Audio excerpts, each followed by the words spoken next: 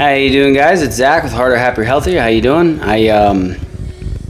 Oh, kids are running outside. Zoe, watch Stan. He's running outside. Sorry about that. I have to make videos when I can. The kids are running around, so it is what it is.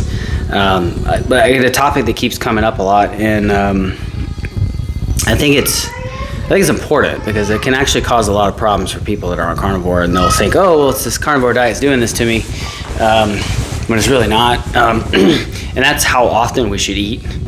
I think we're coming from the plant world where you have to eat every 2 hours to try to maintain your energy levels. We sometimes can bring that into our carnivore diet, and then we're like, oh, this and this and this happens, and I'm not getting enough sleep, I'm waking up to pee, and I personally feel better when I eat once a day, right? And I think that variations of that, or like eating windows, are important, but giving your body a break from food, right? If you're waking up and you're eating, eggs and steak or eggs and bacon or whatever, and then you have to have another meal 2 or 3 hours later, and then you're having another meal at the end of the day, all that meat and breaking down that protein has, byproducts, and that can cause sleep problems. It can cause you to wake up and have to go pee. It can cause cortisol spikes in the middle of the night. It can even cause low stomach acid. There are, especially if you have been fully, poked your whole life and had all the things that you're supposed to get. I know if you're in the military like me, you've gotten 100,000 of them. They'll find every reason they can to get you with one of those. So, and that's aluminum poisoning. So aluminum, for a lot of those shots, aluminum actually can inhibit your body's ability long-term to make stomach acid. So not enough stomach acid leads to, not all the bacteria there's bacteria on the meat. The bacteria that's supposed to be broken down doesn't get destroyed in the gut and the stomach, and then it ends up in your intestines, and then it ends up in your bloodstream and causes all kinds of issues. So super important to give your body everything it needs so that it can break down the food, right? I started having some problems with that indigestion, and I think it really helps to just eat one meal a day or eat a window. So I try to eat, like, unless I work out, I'll have a small something after I work out, but I try to eat, what are y'all doing? Try to eat between like 2 to 4 o'clock. Just have as much food as I want during that window, and it just seems to make it easier on my digestion throughout the rest of the day. But that kept coming up. I have a lot of clients actually that are like, keep waking up to go pee, and I'm like, how often are you eating? Well, I'm eating this for breakfast, this for lunch, and this for dinner. I'm like, well, that's, maybe some of us can, and it's not a problem if this isn't for everyone. That's the other thing that I always tell people. Make it yours. There's no right or wrong way to do this. Carnivore isn't really a diet; it's a lifestyle, and that can mean 100 different things. I think meat first, and trying to stay away from plants as much as possible. And it's just hard to avoid them all. I get it. It's not. But there's no carnivore police. Nobody really cares what you eat. Your goal is health. If you're doing carnivore because you want to lose a little bit of weight before whatever, that's just stupid. This isn't that kind of diet. It's a way of living, and it's going towards species appropriate, species specific diet is the goal.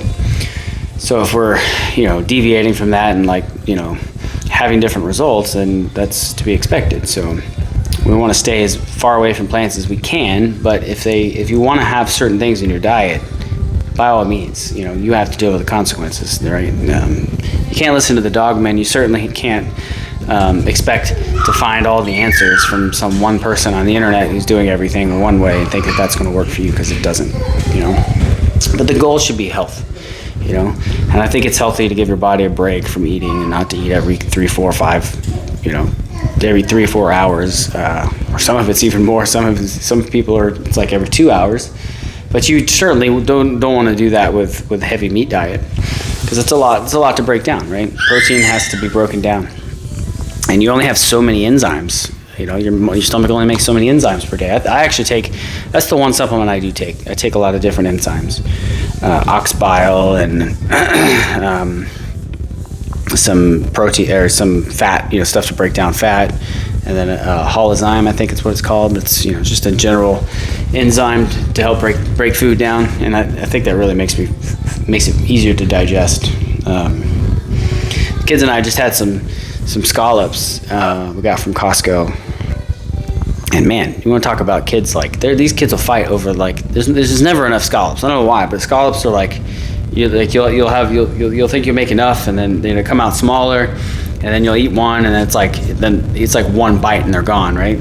So the kids were fighting over it, but man, I love scallops. I think taurine is one of the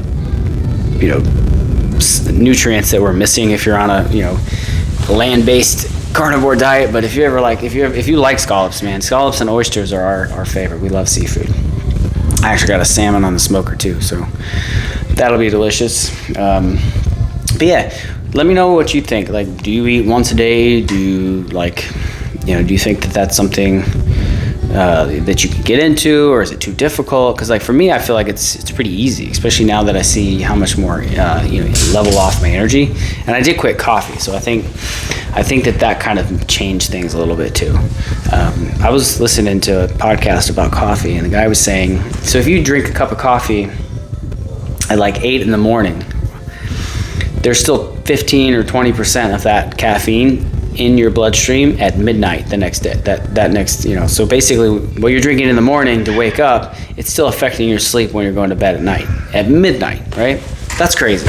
So the half-life is just, not that great. So it stays in your system a long time. I keep telling people this, it's just 1 cup in the morning. It's carrying with you, and it's affecting you, whether or not you think it is or not. And I know for a fact that after giving it up and then trying it, once or twice, it definitely it heightens your anxiety for sure. But I don't want to talk about coffee too much. You guys will get mad. I'll get death threats. So, but yeah, that's all I wanted to talk about, and just let you know what I'm doing. I'm definitely on OMAD now, trying to do my best to help my body digest the food and get the nutrients, because it's one thing to put it in there, but I would think all life is really described as the ability to assimilate nutrients, right? And you can't do that if you can't break it down. So if you're not giving your body that break that it needs so that it can muscle up and do it, you may not be getting the results that you want. So, but we will talk to you guys soon. Hopefully with the next, I know we haven't had, I'll get my wife in here. We'll do a video. We got a couple of new topics that we want to talk about with her. Some of the stuff that we've seen with her patients on Carnivore. But yeah, we'll talk to you guys soon. We'll see you soon. Bye.